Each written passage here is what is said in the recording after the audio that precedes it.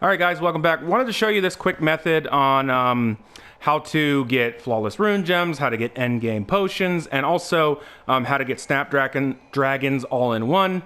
And Snapdragons, you need those in order to craft Ornate, which is the end tier building material, which no matter what type of server you're on, it takes quite a bit to farm. All right, so what you're gonna need for this is obviously your extract spell. Don't pay attention to the weapon. You know, the more damage you have on your weapon, the faster you'll extract. And so you may not want to have your best weapon as extract. You may want to use it for PvP. I don't know, just, you know, you're gonna have to decide on that for yourself. You're gonna need a rune recycler, a couple of cauldrons, deconstructor, a couple of workbenches. You're gonna want to learn the endgame potions, which I don't have the potent unlocked right now, but this is just mana potion. It gives you 500 mana. And then vitality potion. It gives you 300 health and mana plus movement speed. Now, once you hit 60, which I'm on single player right now, but you want to use these potent potions, you'll have plenty of resources to craft those, and they just give you a little bit more than the standard ones. And so what you do is you come to a very densely populated snowy area that has a lot of trees in a small space. I found one right here, but you can find them all over the place where in a very small area there's a ton of trees, and you know, like you can see how some of these are spread out, but this is good. You just come here, try to make sure you're not near any enemy camps, and you just basically are going to farm these trees, and the trees are going to give you all the resources you need for what I mentioned before. It's going to give you the 3 different types of herbs and wood. You want to keep the wood, and while you're doing this, if you really want to be active, you can pick up herbs off the ground. I'll be totally honest with you, I don't do that, but this is the most active way to do it. But what I like to do is I line some trees up like that, and then so once I finish farming this tree, I can just go on and farm the next tree. I don't have to move. And it kind of frees up your other hand to do other things. For me, I like to, you know, might check YouTube or something, see what's going on. And so sometimes you can line up like 3 trees in a row, which is really nice. And you just sit here and farm. You're gonna mostly get wood, but you'll get herbs as well, all the herbs you need. And this is 5 times, and I play official on 5 times. If you're on 1 or 3 times, you can still use this method, but obviously it's gonna take longer. But everything takes longer, especially if you're on 1 times. You're already used to everything taking a very long time. But yeah, once you are full on weight, and by the way, you're gonna want quite a bit of weight. On official, I have like 540 weight, and even then, I wish I had more. And you can also bring a tame. I bring a phoenix with me, which is 250 weight. But the longer you can stay out here, the better. And I'll show you exactly what you're gonna do. So remember to keep the wood. We're gonna go to our little crafting area. And before I continue, just keep in mind that this is single player. So in regards to the gear and everything, don't worry about that. Just worry about what I'm telling you.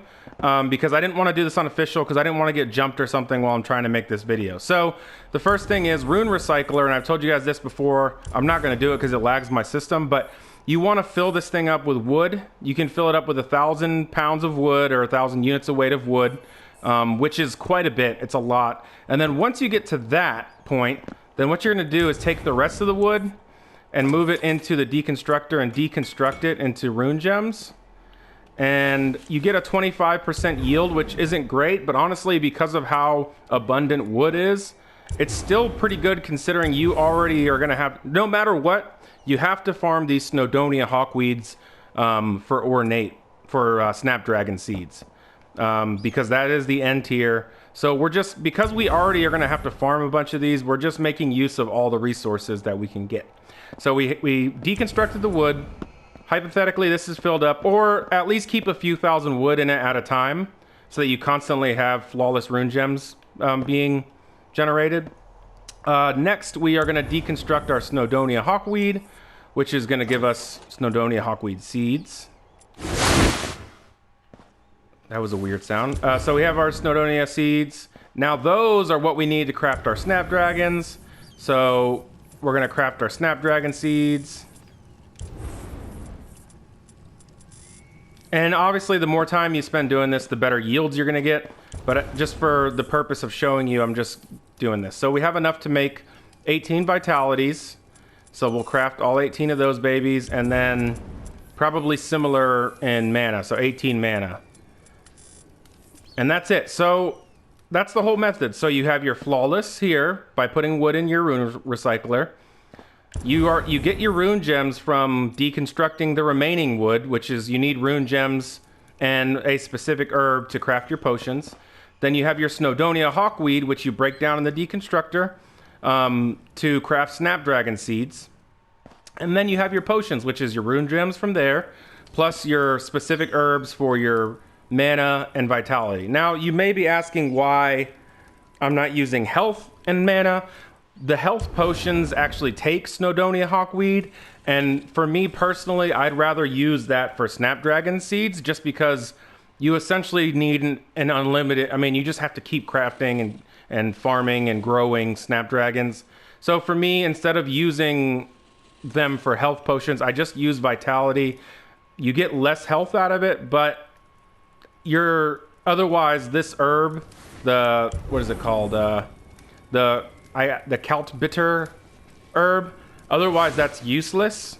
And so you can use that for vitality potions, and that's what I do. And then the Kaima flower is for mana potions, which this is also used for other farming, but you get to the point where you don't need to use anything but Snowdonia for farming, for like crop farming. And so that's why this method is so effective. But yeah, even if you're just farming it for rune crystals, it's still pretty good if you have a high server pop, because as you know, a lot of these rune crystals disappear. You know, they'll look like they're there and then they disappear when you get there because they've been farmed. But yeah, that's the method. It's pretty simple, it's pretty relaxing, and yeah, there's wood everywhere, so you have an unlimited supply of this and you get quite a bit of variety just from doing this one thing. All right, my friends, please like, subscribe, and until next time, thanks for watching.